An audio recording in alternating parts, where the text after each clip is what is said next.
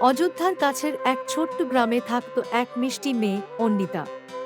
তার মনে একটি প্রশ্ন বারবার উঠত, ভগবান কি সত্যিই আমার কথা শোনেন? একদিন খেলতে খেলতে সে জঙ্গলের ভেতর পথ হারিয়ে ফেলল। সূর্য ঢলে পড়েছে, চারদিকে অন্ধকার নেমে আসছে, আর অন্বিতা ভয় পেয়ে গেল। হে প্রভু, কেউ আছেন?